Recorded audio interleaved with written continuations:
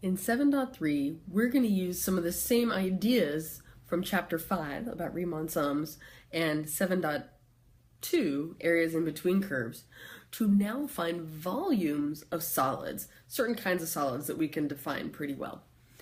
So our plan when we found areas between curves was to break up the area into infinitely many, infinitely thin rectangles and add up the areas of all those rectangles. We're going to do something kind of similar to find volumes. We're going to imagine taking a three-dimensional object and slicing it really thin.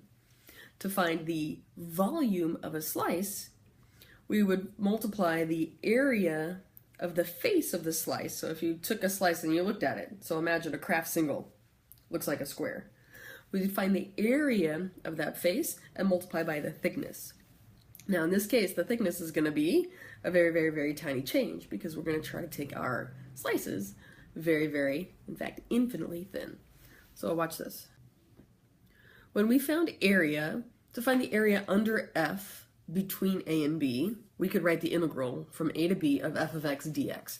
This dx represented a very small change in x, and this, which was like the width of our very skinny rectangles, and this f of x was going to be the height of every rectangle. So I could come here and I could draw in little rectangles. We figured out, well, at the beginning, we had a big discussion about whether we should use left corners or right corners or in between corners. But then that problem of deciding sort of went away when we decided we were going to take infinitely many rectangles, because then if I fit infinitely many rectangles into that interval, the rectangles are infinitely thin. In fact, they finally become so thin that we can just treat it like a rectangle that has only one height, only one possible answer for height. So an infinitely thin rectangle would be, you could think of it this way, only 1 pixel wide. So there's only one height value to choose. So notice here, one more time, this integral is the height of every rectangle times the width of every rectangle. And we let dx get so skinny, it's essentially a width of 0. So we have something similar we're going to do for volume. If I want to integrate, if I can find, one more time, I'm going to pretend to slice this three-dimensional object into infinitely many, infinitely thin slices. The thickness of each slice is going to be dx. Remember, volume is in 3 dimensions, so the way I can find volume is to multiply the area of the face of an object by the thickness of the slice. So here, and this is you can think of it as a formula that you see on your paper, we're going to integrate from a to b of the area of one slice, of the face of one slice, times a tiny thickness, a tiny change in thickness. Here are some steps that I recommend if we're going to try to find the volume of a solid by using integration. We're going to try to sketch a picture, try to figure out what one slice of this shape would look like. If we can then write a formula for the area of the face of the slice, then we can integrate over appropriate limits that area function. So here's our first problem. This region R, I'll get a picture of.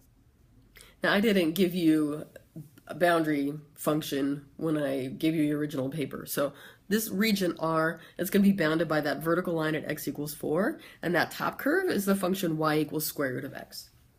Now, we're told that if now, all I see in this picture is region R, which is 2-dimensional, but we're told that there's a solid that looks like R on the bottom, and every slice, if you take a slice perpendicular to the x-axis, I will do that right here, and then you bring that slice out and look at it, it's going to look like a square. So this is going to be, it's going to look like, I made this orange, so it looks like a Kraft single.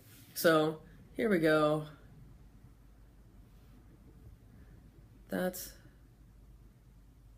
one cross section. So one slice of the solid, I'm going to take it out and bring in here. So now notice I took that at x equals 3, just for example. The question we want to ask is, how can I find the volume of that slice? Well, the volume, it's supposed to be infinitely thin, so I'm going to just write myself a note that the thickness should be very, very, very, very small.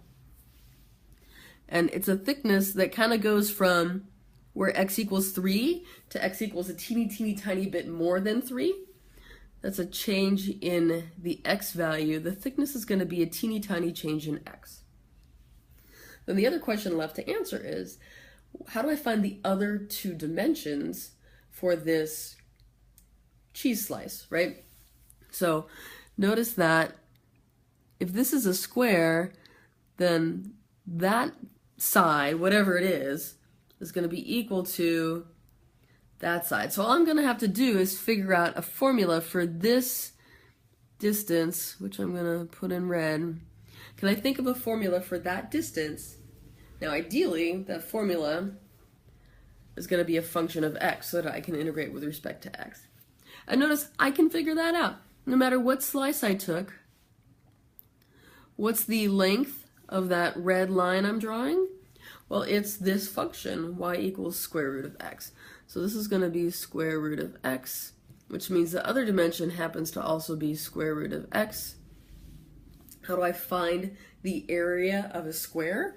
It's going to be the area of the square is the side squared, but in this case I have a formula for the side. The area of the square is going to equal the square root of x squared. So that's the function I'm going to write. I'm going to write the area, sorry, the volume of this solid is going to be the integral from, I'm integrating with respect to x, so I need x limits. That's x0 to x4. So the integral from 0 to 4. This is going to be like side squared dx, which is going to be square root of x squared dx. Fortunately, the math on that one turns out to be pretty easy, so that's like from 0 to 4 of x dx. I can just evaluate that's going to be x squared over 2, evaluated from 0 to 4, which is 16 over 2, 8 minus 0, which is, there's going to be a volume of 8.